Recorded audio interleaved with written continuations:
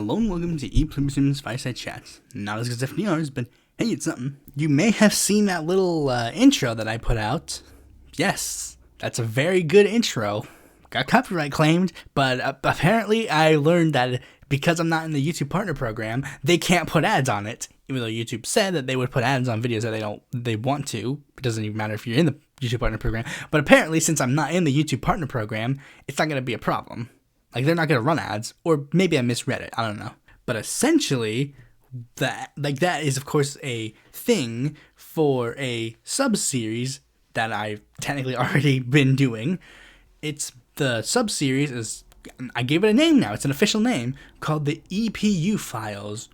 And as the name suggests, it's a parody of the X-Files. It's not really like a parody of the X-Files, I haven't seen it, but I've seen the intro. Everybody's seen the intro. But essentially, that one is going to get into the spooky, scary topics of politics, for the Halloween season. Like, the first one I did was the one about, the one last year, which was an utter failure of, the politicians killed on camera. That's the one where we discuss stuff like conspiracies or just, generic scary things that happen. Like, oh, this politician was murdered. What happened? And the clips that I show in it are, of course, going to have hints in regards to potential future topics. There is one topic that I have in my mind that I'm not necessarily sure I want to do, but it's one that popped in my head. It's it would be interesting if I put that in the intro, because if I put that one in the intro, you guys would have been like, whoa. It'd probably fit with the theme of the X-Files, though. But yeah, I hope that I actually do better in regards to how I make these episodes. There's one thing that I will have to sadly say. There sadly won't be a backing track. Not just because I didn't necessarily handle the last one that well, but also because I couldn't find the backing track that I wanted for the video. There was one particular sound that I wanted. I looked for it everywhere, all-time conspiracy theories, all-time 10s, they use this song all the time, but I could never find it. And I can't even really suggest it anymore because I really have no point in it now. But anyways, we finally have that out of the way, so let's get right into the news. First, an update that happened with, I finally get to talk about what happened in the first round of Brazil's election. Shock of all shocks, things went pretty much as expected. Lula getting a pretty decent amount of the vote, with Bolsonaro getting he did, basically it was very obvious, it would be a Lula versus Bolsonaro round with a decent margin between the two. Most people were thinking, throughout the night, Bolsonaro was winning, and it was people were afraid, but it was a very consistent amount, Bolsonaro and Lula, the divide always seemed to be 1 million votes, and it's probably just because they were counting the, places where Bolsonaro did better. Sure enough, that is what happened. And I literally documented it as it happened. When they got to the point where they were super close, I'm this is where it's going to flip. And sure enough, that's when it flipped. But yeah, that was pretty much expected.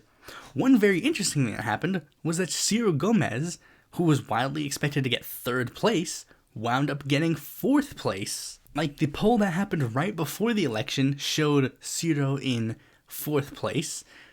It was pretty much the fact of the matter is, things were not that big. Even Simone Tebet, the thing was, her numbers didn't go up. Her numbers remained pretty stagnant. It was just that Ciro's numbers were going down. The very obvious reason being, a lot of Ciro supporters who were, with him hesitantly, probably just started getting cold feet the closer the election cycle happened, because it's, the rise in Lula support is right when, also coincidentally how Ciro was losing support. And the postmortem did show one big thing.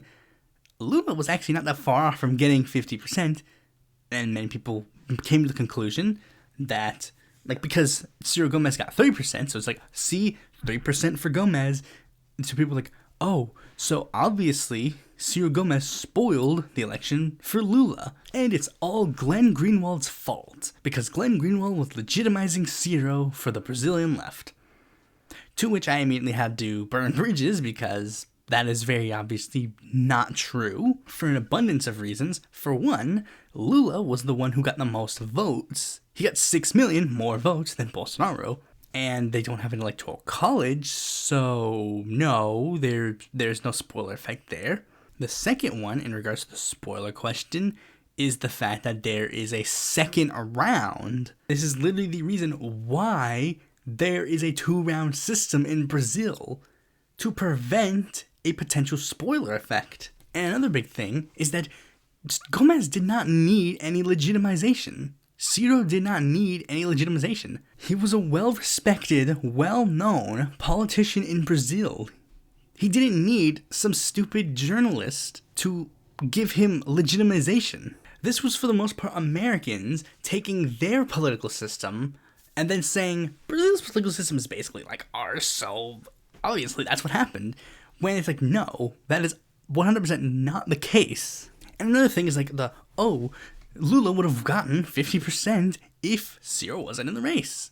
Kind of ignoring the fact that basically the people who were pushing for this whole Lula winning in round 1, for the most part, were Americans who, again, didn't know a lot about Brazilian politics. And the push for Lula to win in the first round didn't come until relatively late in the race. It wasn't until like some Ciro supporters or other supporters of other candidates started shifting their minds to go to Lula. Ciro was polling at like 11% at the beginning of the cycle. You're lucky to have gotten it to this much. That 3% would vote for Ciro even if Ciro stated that he murdered and raped children. They would literally ride or die with Ciro, which is again why we have the 2-round system in Brazil. By literally all definitions of spoiler, he didn't. But this also begs the question, well, what's going to happen in round 2? Because that's the thing. There are quite a number of candidates that didn't make the cut. 9, in fact. So what are people saying would happen in the round 2? Well, of course, everything is not going to be 100%, obviously, because that's one of the big things about like the whole idea of like spoilers and like shifting votes and stuff. Unless you have like actual verifiable data that proves the case, you're really just playing a guessing game. That is, of course, unless you're me, because when I did this, I did it actually surprisingly well. Now, for those who don't remember, back in 2018, like when the channel was like very early on, like one of the earliest elections I talked about was like the Brazilian 2018 cycle, like when Bolsonaro entered the race. And what I decided to do, because I did it like right after the election happened, like, I mean, I think it was going to be like the episode aired right after the election was over and Bolsonaro won. But I recorded something basically giving my guess as to who would win. And what I did was that I took all of the candidates, divided up them by parties and ideological leanings, and then took the ones with ideological leanings one way or the other, and then added them to the vote, and then added the vote totals of all the candidates together to see like who would win. And you might say, now this is a bit of a weird way, but here's the thing. Here's what I predicted. My prediction was that Fernando Haddad would get like 48 million votes, and Jair Bolsonaro would get 58 million votes. What ended up happening was Jair Bolsonaro got a little under 58 million, and Fernando Haddad got a decent bit under 48 million. Like, he got 47 million, and Jair Bolsonaro got 57 million. Like, broadly, I wasn't that far off. So I basically decided to do the same thing again, but for the 2022 cycle, basically just giving my like predictions. First, the pretty obvious one, Ciro Gomez. Most obviously, he would go to probably Lula. And sure enough, after I made this tweet, Ciro Gomez announced that he was backing Lula. Although, like, it's one of those things where it's like, it's the same thing that he did with Fernando Haddad, where he's like unofficially backing him. But it's like, this one is a little bit more explicit in backing Lula. But like when he backed Fernando Haddad, it was basically just like, we need to stop Bolsonaro. But this one, where he was basically like, we need to vote for the candidate to stop Bolsonaro. But he never mentions Lula by name because he's probably salty at Lula, because a little interesting fact, Gomez was actually potentially the person that they were going to bring up to be Lula's successor back when he first ran for president. Well, not Gomez, like Lula, but that didn't end up panning out. Okay, so the next one was Leonardo Pericles, the guy of the Popular Unity Party. He actually did surprisingly well. Like, he did the best of the nobody candidates, which I actually kind of figured. I don't know if I stated it publicly, but I figured that he would probably do the best of them. But here's the thing. He is part of Popular Unity, and Popular Unity, they're well known for backing a guy by the name of Guilherme Boulos, who is a PSOL person who backed Lula this time and was like really closely affiliated with Lula. So there's a good chance that they might be backing Lula. Though it might be like one of those things where it's like officially, unofficially, where, because I mean, I was reading some periodicalist tweets to see like if he publicly endorsed Lula yet. And the latest I saw was basically he was saying like we need to stop fascism from rising in Brazil. We need to stop Bolsonaro, which is an effective endorsement of Lula. But I don't know if he's going to be... I think he's in the realm of like far left politics where he won't publicly state that he's going to back Lula, but it'll be implicitly implied. Next is Sofia Manzano of the Brazilian Communist Party. She, like, I predicted that she was going to be backing Lula. Sure enough, she announced that she would be backing Lula as well. Next is Vera Lucia Salgado. I also predicted that she would go to Lula. And this is where we start getting shifts, because I predict that... First, I predict that Kelman Souza of the Brazilian Labour Party would back Bolsonaro. The reason being is that apparently when he went to debate, like when he went to do the presidential debate, he relentlessly talked about how positive the Bolsonaro administration is. I even made the snide remark that he probably didn't even vote for himself in round one. He probably voted for Bolsonaro. The next candidate is a guy, Jose Marina Amayo of the Christian Democracy Party. He, like, this is a funny thing, he got dead last this cycle, and the reason being is that apparently in the last cycle that he ran in, he apparently had like this funny meme campaign jingle that a majority of people backed, like him, like voted for, and I predicted that he might be going to Bolsonaro, at least the majority of his supporters would, but he has publicly, like, not this election cycle, in the last cycle, he publicly endorsed the opponents to Bolsonaro, Fernando Haddad. So maybe he might go in a different direction. This might be the only one that I'm wrong on. But I think maybe his party base will more than likely try to veer to the right wing. But I don't know, maybe this guy is like enough to the left that he could be like going to the left and voting for Lula this time. The next candidate is Luis Felipe Diaiva of Novo. Now, here's the interesting thing. Luis has actually technically already stated what he plans to do, because in the lead up to this election, they were asking him, like, what would you do if it's a Lula v. Bolsonaro runoff?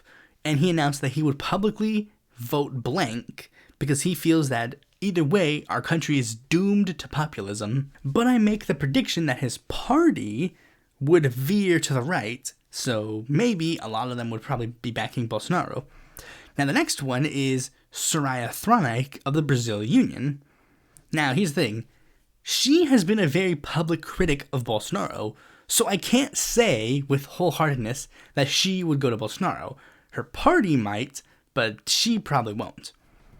And the last one that I found very interesting, especially considering, like, again, I mean, I hate to say this, but, like, it still does seem like a lot of people didn't really do much research into the election and the candidates and whatever. Because the last candidate, Simone Tebet, third place, many people see her as like the kingmaker of this cycle.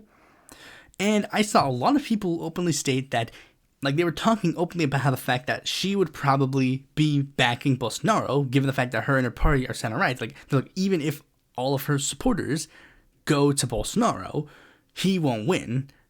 But I was the one person saying, I don't think she will be backing Bolsonaro, because she, again, like the last woman running, was an extreme critic to Bolsonaro. Like, she was running the campaign of, like, if you think Bolsonaro is bad, vote for me. She also didn't like Lula, but she was, like, she leaned really hard on the criticisms of Bolsonaro, because she was trying to win over right-wingers who would probably vote for Bolsonaro, but she could siphon them off by explaining, like, oh, why Bolsonaro's bad. But especially the whys she's been critical of him. Like, she's been critical in regards to the COVID response, the environment, feminism, and I'm like, these aren't really, like, right-wing issues that she's batting against Bolsonaro on. She's saying things that are pretty much left-wing, and I'm like, perhaps? I made the claim, like, I was like, she either will back nobody, but I also made the claim, like, I'm actually going to give her a slight edge to potentially back Lula in round 2, because I can't really see her going to Bolsonaro. On October 3rd, I made that bold claim. 2 days later, Simone Tebet announces that she will be backing Lula. Again, I called it. Apparently Brazil is the one candidate, is the one elections that I'm just really good at, apparently. So yeah, that's the most recent update we have as of now. Lula is still leading strong, but we don't really know if that's going to pan out 100%, because, if anything is going to happen, if Bolsonaro is going to try and do something, this is the time period where he would be starting, whispers. So let's be on the lookout for that going forward. Anyways, now let's move on to the next story. Okay, well, technically this is the first story because that was an update, not really a story. Well, it is a story, but not an official news story. Okay, anyways, a New York judge rules in favor of polyamorous relationships. The judge concluded that polyamorous relationships are entitled to the same sorts of legal protections given to two-person relationships. New York's eviction court, the venue of a landmark same-sex relationship discussion long before Obergefell v. Hodges, is now the source of a legal opinion that comes down clearly on the side of polyamorous unions. The decision came in the case of West 49th Street LLC v. O'Neill, decided by New York Civil Court Judge Karen May Bakadan, concluded that polyamorous relationships are entitled to the same sorts of legal protections given to two-person relationships. The case revolves around three individuals. Scott Anderson and Marcus O'Neill lived together in a New York City apartment. Anderson held the lease, but was married to another man, Roberto Romano, who lived at another address.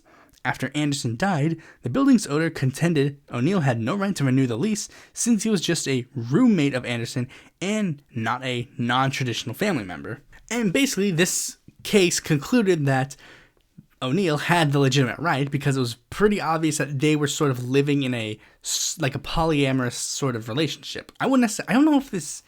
it's probably just because I haven't read the whole thing, but I don't know if this is technically polyamorous, but more of an open relationship. But either way, the results are good, in my opinion, because polyamory is a pretty interesting, that's the next cycle for the election. That's the next cycle for human rights, I guess. Controversial hot take that I'm pretty sure most people might not even be. So, I'm not even sure people on my side of the aisle would be in favor of it, but I'm pretty sure a lot of you would. But basically, I do believe in my heart of hearts that polyamorous relationships are really, they really should have, this should have been a situation dissolved, it's like gay marriage. This is a thing that should have been resolved years ago. And this is the thing, if polyamory was way more accepted, that was just seen as a new societal norm, there are a lot of problems that would be gone in an instant. The biggest one that I think this solves is cheating. Now, I know one of the big things many people say is polyamory isn't cheating. It's obviously it's not. Of course it's not. It's not just, and it's not even cheating with extra steps or whatever. Obviously it's not, because everybody involved is very abreast of the situation. They know what's going on and they're okay with it. Cheating is, of course, where one person in the relationship starts looking at other people and begins something, either a sexual or romantic relationship with someone else, underneath one of the partner's noses. But here's the thing. A lot of you, I'm pretty sure a lot of you have experienced this. You do that, not you do that, but somebody does that, and then they say point blank, the reason why I did this is because it's just in my nature. They give you the excuse, they tell you point blank, the reason why they did it is because they don't believe that one woman can handle them or whatever. Now, of course, obviously, crappy thing to do, a dick move to go behind your partner's nose and, begin a relationship with someone else. But let's think about that for a second. What if they weren't lying? What if that wasn't just a Weasley excuse? What if they legitimately, and it's not just a chauvinist, yeah, I'm a man, I need more than one woman, or whatever, but let's just say that's the case. It's true. Let's say legitimately, it's true. One woman truly cannot satisfy them romantically or sexually. In a different society where they could just tell you that, would you be, and here's the thing, you would either accept that and then allow them to do so, or you would be that is not my thing, I'm sorry, I think the relationship is over, or maybe you two come to a compromise, you work it out, because, you're in a relationship with someone, you have to understand this, communication is key. Here's an example, there are times where I've had, crushes on multiple people at once, And then like I pursue them, like I chat with them, I flirt with them, whatever. Like even though the relationships don't go anywhere, it's like I felt bad. I felt like I was like leading one of them on. Like at the end of the day, like, I would have to choose one of the two. So I'm effectively leading one on and letting the other one not like I felt like I was lying to them, even though like the emotions weren't fake, and it wasn't even like a feel different things for different people. Like I like one person's personality, but then I like the other one's looks more. It wasn't like that. But again, in a society where that is commonly accepted, I don't really see the issue. Also, the bigger problem in our society where we're seeing this is that this would end every single shitty movie where they have a love triangle, because they could just have a throuple. This is the true way we can end all this polyamorous hate. Make everybody know that if we get polyamory legalized, then we can end these crappy movies. Anyways, off of a lighter note to a darker note, a candidate by the name of Paula Overby has passed away. For those who don't know who Paula Overby is, I mean, if you're familiar with the show, you might have a vague idea who Paula Overby is, because I've actually endorsed her a couple of times. Basically, Paula Overby is this candidate in Minnesota, and she's run with a couple of Minnesota parties. Like she ran with the Minnesota Independence Party, she ran as a Green, she ran as an independent. No, she hasn't run as an independent. She ran as a Democrat in 2020, and she was currently running as a candidate of the Legal Marijuana Now Party. She was also trans. That's not really necessarily that important. She even tried to make it a point to not like run on like I'm trans, but like it's just something worth noting, because I know some members of my audience might be like extra sad knowing that a trans candidate, a very prominent trans candidate, is no longer with us. Now, here's another thing I should mention that's very interesting. She's running in Minnesota District 2, and if that irks your ears, that's because in the last cycle, a very similar incident happened. The Legal Marijuana Now Party candidate, Adam Weeks, passed away like a month or two before the election, and there was this whole legal battle of whether or not his name should remain on the ballot. Very controversial thing. And then it was later discovered that he was actually like pushed into running by Republicans in order to split the vote in that race. To which dark jokes about how it seems that the Legal Marijuana Party might be killing their candidates. But I mean, real life, like she had a pre-existing heart condition, and that's what caused her death. Oh, by the way, I should mention that this isn't like a carpetbagger moment. Like she's like in all three of the times that she ran as a congressional candidate, she ran in this district because it's more likely the district that she lives in. She's run in this district 3 times. Of course, the current one right now, there was in 2014 and in 2016. The only other 2 times she ran for office was that she was running for Senate. Once as a Green and once as a Democrat. This cycle doesn't seem to be having any problems. Like apparently, I guess they're just leaving it as it is. Like Paula Overby's name will remain on the ballot. They're not going to try and like push her off the ballot or whatever. They're just going to keep her on the ballot and not delay the election or whatever. However, I would be remiss if I didn't mention this. In 2016, Paula Overby was the Minnesota Independence Party candidate in this race.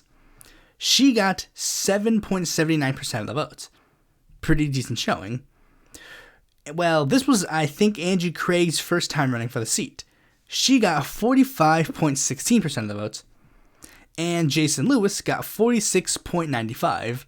A pretty small margin in this seat, which is why this seat has become a very big target for Republicans, because they really do believe, like, in a good time, they could actually easily win. And of course, given the fact that she was running under the Legal Marijuana Now Party, and what the Legal Marijuana Now Party has done previously, I should mention point blank, like this is one of the things about the Legal Marijuana Now Party and the Grassroots Party. Like, the 2 parties, it seems, from what I'm gathering, the 2 parties are truly 100%, for the most part, legitimate. Like, they're legit. They're legitimately trying to change the ideas. But, sadly, the 2 parties are also becoming major vehicles for the GOP. Originally, it was just a Legal Marijuana Now Party thing, but it seems that the Grassroots Party has some of these issues as well. And Paula Overby, sadly, apparently, this is all sort of alleged, her campaign manager actually like was a member, like a delegate for the Republican candidate in this seat. So many people are, of course, drawing the conclusions that Paula Overby was probably pushed to run for this seat specifically to try and hurt the Democrat again. But again, like it could be a scenario where like she's running as a legitimate candidate, but it just so happens that the people who pushed her to run are not too good. But anyways, R.I.P. Paula Overby. She followed me on Twitter. Tragic. But speaking of something that I think Paula Overby might actually be somewhat happy with is what Biden recently just did.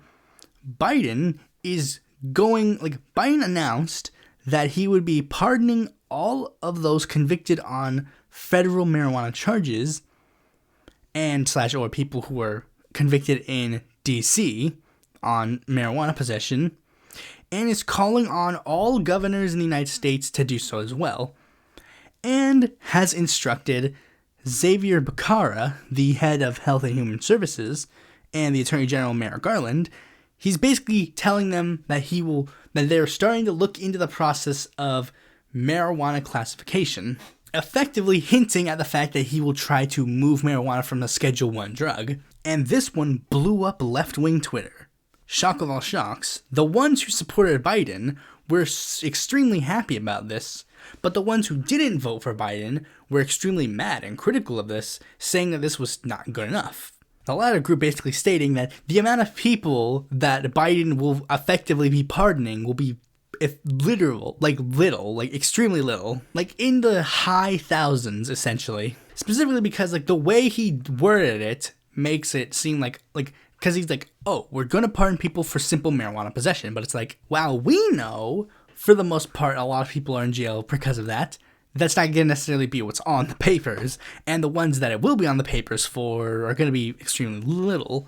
And Biden's call for all governors to, pardon people with like marijuana expulsions, like people who are arrested in their states for marijuana possession. I don't think that many of them will listen because they either already have or are planning to or are Republican. So it's essentially not going to be that much. Like, I mean, I did hear that Roy Cooper did express some cause for this. Biden also did state that he would basically the states should be more lenient in regards to how they classify marijuana now. But I say it's essentially the same thing as that student debt thing. It's undeniably good, but it's also undeniably not good enough. But it's also the best you're going to get given the circumstances. I really don't get how I'm the person who's the best equipped to handle the situation. Because literally all of the ones who voted for Biden are going to endlessly parade this around as the greatest accomplishment ever. And the ones who hate Biden and didn't vote for him and would never vote for him, for some reason they're going on the lam of going oh, Biden, he's never going to do the things we want him to do. So we're going to judge him based on the things that we said that he would never do. Meanwhile, I'm sitting here, I didn't vote for Joe Biden because I knew he wasn't going to just push gavel and go, marijuana is legal now. And yet, I'm of course not going to judge him by that metric because he basically point blank stated that he wouldn't do that metric. I'm not judging Biden based on what Bernie would do. Even of course for Biden, this is kind of again, half measure, but it's it's the same, it's the thing. It's Biden, when he first ran, it was basically okay, you see all this stuff that progressives want? I'm going to cut that in half. This is what I'm going to run on. And he's going to implicitly imply that he will only get half of what he's saying he wants to get done. So of course, I'm going to judge him based on that metric. If I were an advisor to Biden, I would have suggested at the very least, do this stuff, months ago. I would have told him, do this stuff months ago, and then announce the deschedulizing of marijuana on Schedule I as the October surprise. And that's another thing. People are obviously pointing out the fact that this is, an October surprise and, a last-ditch effort to get people to vote for Democrats is, no shit, obviously, whatever. But anyways, now let's move on to the main topic of this video. This is sort of, I don't really know what to classify this. A rant? Whatever. But basically, there's this really worrying trend that I wanted to talk about. And I was just Like, this was a worrying trend that was so mad. Like, it made me so mad that I was literally just like, I'm gonna write notes down, and I'm gonna make a podcast about it. It's kind of funny that this is the episode that's coming out this week because of what's gonna be coming out later in the week. That's my only hint that you're getting. That and, of course, the intro that I released. But, like, one big thing that we've been seeing a lot recently is this talk about, like, CIA, NSA, whatever. Like, the intelligence agencies, FBI, whatever. But, like, we of course see this as, like, jokes for normies. This is a joke that most people know. You know, like, oh, everybody has a CIA agent, or everybody has an FBI agent, or everybody has an NSA agent that's spying on them. It's been, like, a common joke about the internet since, like, 2011 when the Snowden leaks happened. You know, everybody makes the jokes now, like, oh, the government's watching everything we do. It's actually been a thing for a while, you know, because of other things. Like, you know, that's just general conspiracy talk that everybody has always made jokes and cracked on. But, like, what we're seeing now is this worrying, like, legitimate, like, but that's all, like, well and good, like, jokes.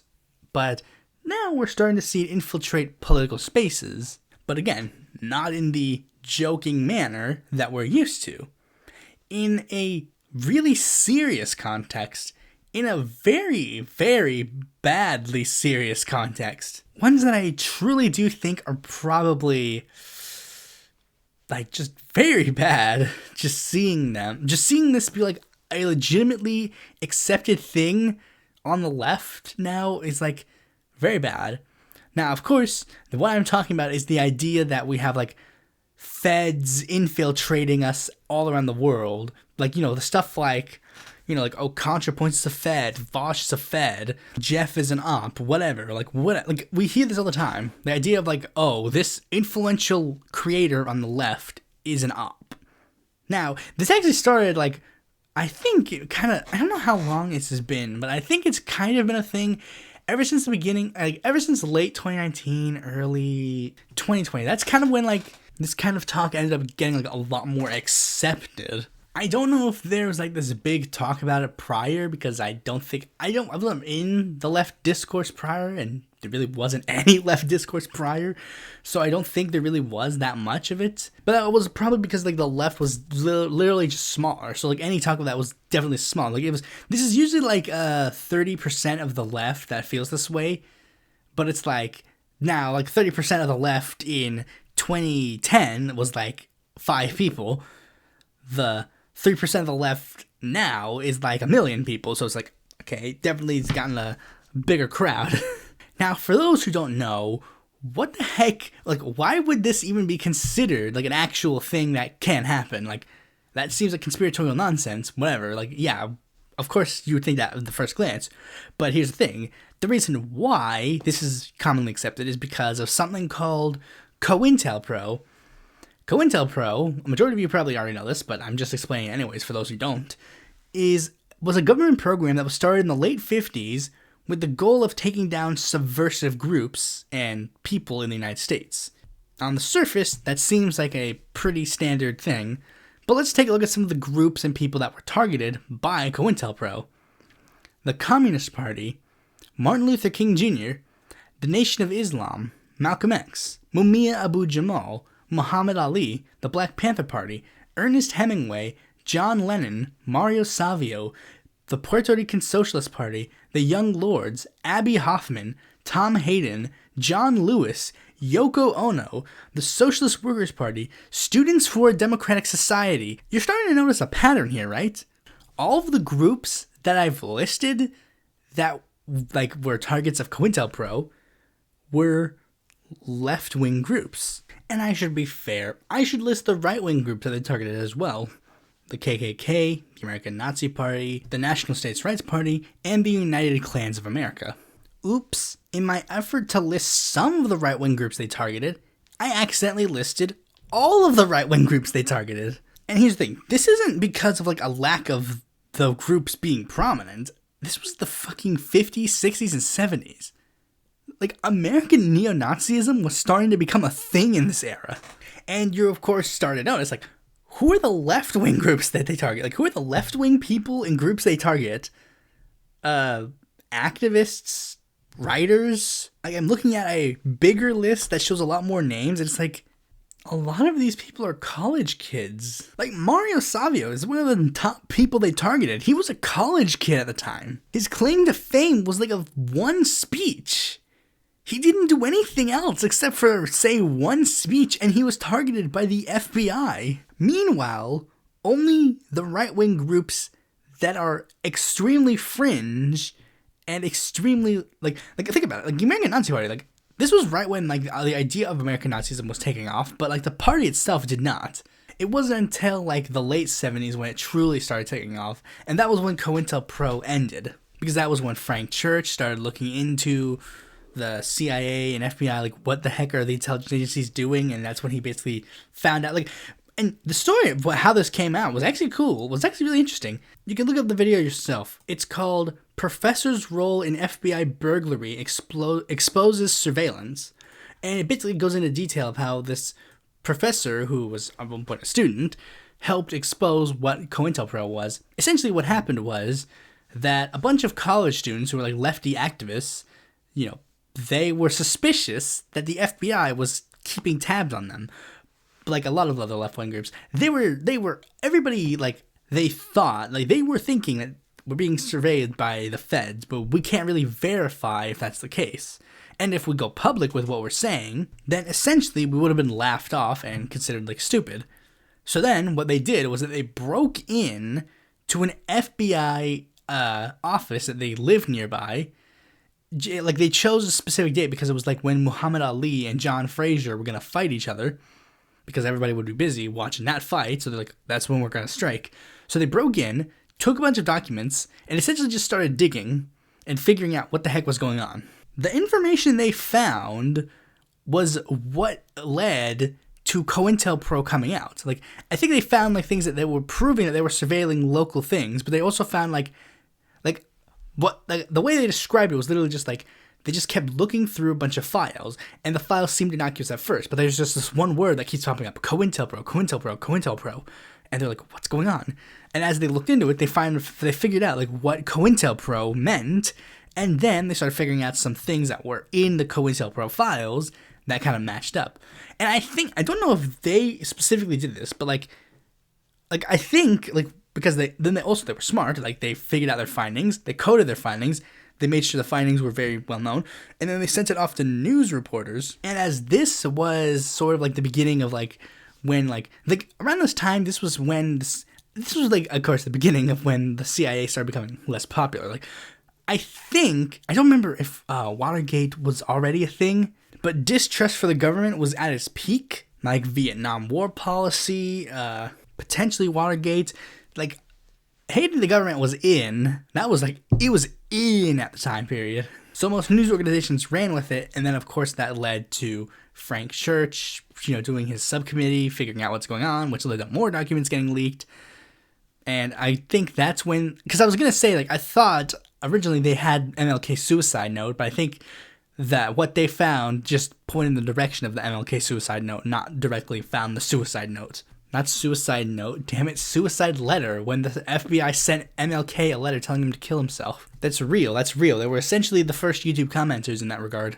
But anyways, of course, after this stuff came out, the FBI basically started pulling the plugs on a lot of the things that they were doing, because Frank Church, he wasn't stupid. He figured out everything. He figured out MK Ultra, he figured out COINTELPRO, he figured out Minarets, he figured out everything. He figured out them infiltrating the groups, them spying on a bunch of Americans, them drugging a lot of the Americans. I think this is around the time Victor Marchetti published his book, where he basically exposed more things about the CIA, and the U.S. government went to court to try and censor him. A book that I have that I really should start reading at one point. This book is old. This book is literally from the 70s. Literally, it's old and kind of the pages are like a dark brown now. You can tell these weren't this wasn't the color that the book was printed in. I got it for Christmas, and I'm sorry for the person who had to end up buying it for me, because it's this was it was the cheapest one I found was $80, and it's I was hoping that there would be a reprint that was cheaper, but it's I guess the problems of getting it published in the first place kind of made it so that people didn't want to publish it again. It doesn't even have the cooler cover that I wanted. But we're getting really off track here. Basically, that is what COINTELPRO is. On paper, it's over, but of course, a lot of people on the left are huge LARPers, and we see ourselves as, like, bigger than we are. Like, a lot of people nowadays, LARPers on the left, think that this somehow relates to them. Like, everybody goes on Twitter talking about, like, everybody's a Fed. Like, I see this all the time. Like, we'll get Nico House call Vosh a Fed, and, Vosh will call certain, like, dumb lefties, like, they're obviously Feds, because there's no way they could be this serious in whatever. Like, and I say this started in, like, 2019 because, like, we got people like Primo Nutmeg and the Gray Zone was starting to push this sort of narrative of, like, oh, the CIA. Like, but, like, the thing is, like, people like that, they originally started with just, like, CIA talking points. Like, oh, these people were just dumb enough to, like, fall for the trap of, like, CIA published talking points. But now we've graduated to the, like, since the way the internet does things, like, it gets more radical. Now we're at the point where people are accusing each other of being Feds, rather than the CIA just existing and pushing a certain narrative and then, like, people dumb enough to fall for it. Now we've graduated to the point where it's like the CIA is pushing these people because they're pushing a narrative that the CIA likes. It's not just CIA, some people will blame it on, like, a foreign government, but that's really for a different story. I'm mostly talking about, like, a Western government because it's usually the one that is talked about. The idea of Russian influence is a different can of worms. I already made a video about that. And I'm only saying this because we got people who were accusing Philosophy Tube of, like, being, like, bought by the Queen of England because she was part of, like, a drive of, like, certain content creators of, like, vaccines. And I was like, that's proof that she's a Fed. But here's the thing, like, usually it's by people of, like, the quote-unquote dumb left or, like, the tanky left or whatever. It's usually them who do this because they're usually the most LARPy. But then we also get people on the other side. We get people who are liberals who will accuse the tankies of being a Fed. Really big topsy-turvy land, whatever. And it's honestly really, really sad seeing this because this is not helping anybody. This isn't helping the discourse. And this is the thing. People who think this way, they do think they're helping. They're like, we're trying to weed out the Feds and trying to get the real left and whatever. But this is literally just not helping anybody by any means. Here's the thing. I usually try to look at things through Hanlon's razor. Never attribute to malice, which is adequately explained by stupidity. Now, this thing, it doesn't necessarily quite fit because it's like, people can still be intentionally spreading misinformation and stuff. But my point is, I usually try to take people at their word instead of trying to attribute a malice reason for whatever. I don't go to people who are like throating the CIA because they did a bad thing to Trump. I don't look at that person and then immediately go, this is a CIA bot. They're controlled by the CIA, the Feds, whatever, trying to destroy left-wing discourse. I look at them as being incredibly stupid. This is the thing, it's like, I thought we learned. Liberals would go around calling every single lefty like Russian bot or Jill Stein bot or whatever. But now we've turned around and now we're doing it to other people. Like, why can't it ever be we just don't have the right information? Like, why can't it just be this person is stupid, they don't know what they're doing? Like, that's what I always attribute it to. And that's usually why people call me mean, because I usually just flat out call them stupid, because if you are going on Twitter saying, oh, I believe in X issue very passionately, but then are spreading things that are very much wrong about said issue, and I know for a fact that you are wrong, I will of course call you out and call you stupid, because if you genuinely did care about the issue that you're spreading enough to go on Twitter to talk about it and then debate other people on it, you should definitely have this information that I have that you seem to be missing. I'm not going to go at them with the whole, I think you're being manipulated by like a CIA bot or whatever. It's not just LARPing, it's main character syndrome. Like, these people, they legitimately believe that they are insert leftist figure they admire here, and the insert Western thing that they hate here is trying to stop them. You've heard this comparison all the time. Like, they'll compare themselves to someone, they'll compare someone else to someone, and they'll take things that are, like, very obviously not construed, like, very not similar, and then they'll construe it as, like, this is a similarity. Like, for example, it'll be like, oh, I posted this very factually incorrect information about COVID-19, and my video on this thing got a tag on it saying that this is incorrect information. I'm basically like Fred Hampton. You know, me getting something on the bottom of my video saying, here is correct COVID-19 information, is literally the same thing as Fred Hampton getting a bullet in his fucking head while he slept. You are not that important. Like, let's actually take a look at the people they're trying to compare themselves to. Because it's just so dumb. That is very, I don't understand how they legitimately think they are in this level. Fred Hampton was a guy who by the age of 21 was able to mobilize people from many different ethnic backgrounds into a very large political advocacy coalition that could very well have mounted very viable challenges to the Chicago political establishment. He was going around educating and feeding underprivileged youths while protecting them at night with the Black Panther watch patrols. That's what he did. Meanwhile, you, at the age of 21, spend your entire day on Twitter or on YouTube bitching and moaning about fucking hashtags. Ones that will never amount to any viable political action, might I add, because you legitimately believe that your hashtags are somehow proof of some broader political movement that doesn't exist. The Communist Party was able to become such a viable political force that they amassed 75,000 members, and a lot of them ended up working for or becoming elected officials in the United States of America, the most diehard capitalist nation that there is. They spent an entire decade building up a massive infrastructure that it took another decade for the intelligence agencies to destroy it. Meanwhile, the party you are in either can't get off the ground, or if they are off the ground, can't even manage 1/75th of that power. Like, you actually believe that the CIA is spending a ton of money to try and stop the electoral ambitions of the Socialist Equality Party when they can't even get, 300 votes? The CIA doesn't need to stop you. There is nothing to stop. And here's one comparison that I'm using, literally just to show you, shows you truly how far off it truly is. The biggest celebrity that was targeted with COINTELPRO was, John Lennon. He was literally the leading man of one of the most famous bands in the history of music.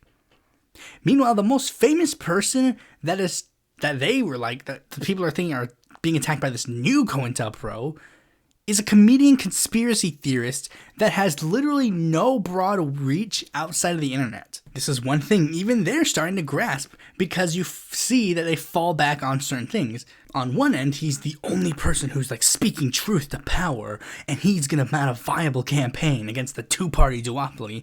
But then on the other end, when anybody criticizes him, he's just some stupid guy who smokes weed and talks in his garage. Why are you focusing so much of your attention on this random podcaster?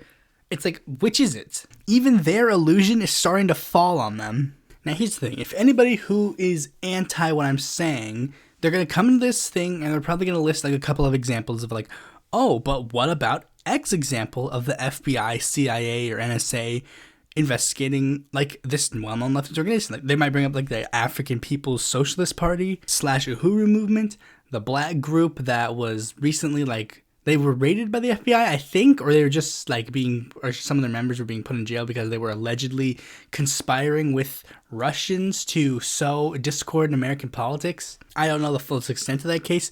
Or one more recent example that was interesting was a deceased Ferguson activist named Darren Seals was recently revealed to have been a target by the FBI, who was even pulled over by his local police force at the behest of the FBI. Here's another example that I looked into that I thought was very interesting. It was in the COINTELPRO page, and it was a recent addendum. I think it was a recent addendum, or it was down the bottom, so it was a more recent thing. But what happened was, the chief of staff of a state senator by the name of Rosie Bayer, the chief of staff being named Katie Reiter, was in a Zoom call with Bayer. They're talking about certain things, and one of the things that Reiter suggested was a bill that would cut a lot of funding to the state's police force. And whatever, they discuss these bills all the time, whatever, no big deal. But then Katie Reiter, ended the call, went about the day, and then at one point, they were harassed by the FBI, And the FBI specifically name dropped the bill that she was proposing. And Rachel was confused because she's like, the only time I've talked about this bill was in this private Zoom call. How did they get this information? People might bring up one of those examples to go, see? I told you COINTELPRO is still around. But here's the thing. It's like, what do those guys have in common? Yeah. They're actually doing something. Seals is again an activist, and Rater was literally proposing a bill that would push a left-wing issue. Like, I mean, guys, this isn't proving your point. This is solidifying my point. Because you're not proving that, like, if you want the FBI to go investigate you, do something worth them investigating. Organize marches, organize protests, do stuff like that. If that's what you want to do, by all means, go ahead. Actually do something rather than sitting there bitching and moaning about how, oh, the FBI is going to take away my podcast. Like, again, you aren't that important. Get to the point where you are that important. So anyways, that's all I gotta say about that. If you want to claim the FBI is investigating you, bring some proof first at least. Thanks for watching this video. Be sure to like, comment, subscribe, and click the bell so you won't find a future video when it comes out. And if you're interested in more content from me, you can go to my website, follow me on Twitter, join my Discord, or consider supporting me on Patreon.